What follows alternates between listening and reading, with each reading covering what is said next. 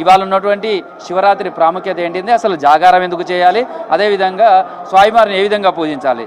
అంటే శివరాత్రులు అయితే మాస శివరాత్రులు అంటారు, కానీ మహాశివరాత్రికే భక్తులు పెద్ద ఎత్తున వస్తారు. అసలు మాస శివరాత్రికి ఇవాళ ఉన్నటువంటి మహాశివరాత్రికి ఏంటి తేడా?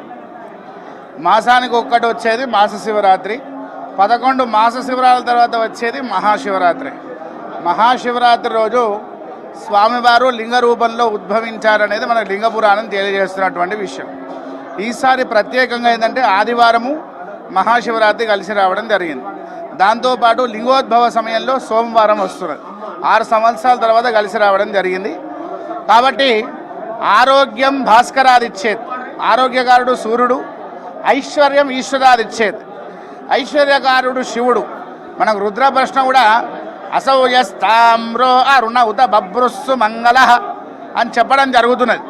కాబట్టి అరుణుడు ఏదైతే సూర్యుడు మంగళకారుడు అయినటువంటి ఆ సూర్యుడు ఆరోగ్యాన్ని, అలాగే ఆ శివుడు ఐశ్వర్యాన్ని ఇస్తాడు. ఈరోజు ఎవరైతే అభిషేకిస్తారో వారికి ఎటువంటి ఆరోగ్య సమస్యలు కానీ ఐశ్వర్య సమస్యలు కానీ ఉండకుండా ఉంటాయి అనేది ఈ శివరాత్రి యొక్క ప్రత్యేకత.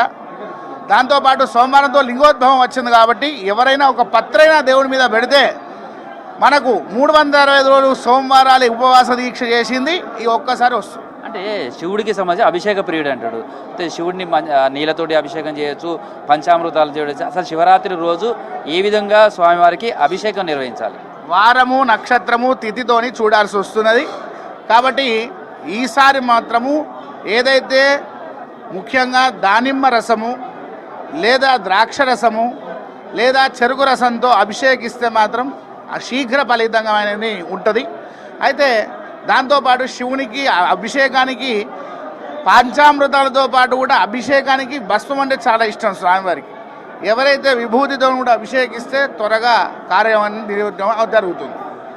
సో స్వామివారికి సంబంధించి ఉపవాస దీక్షలు అంటారు. శివరాత్రికి సంబంధించి ఉపవాస దీక్ష అంటే ఎట్లా ఉండాలి? ఇవాళ నుంచి రేపటి వరకు ఈ నియమం ఇట్లా కొనసాగుతుందా?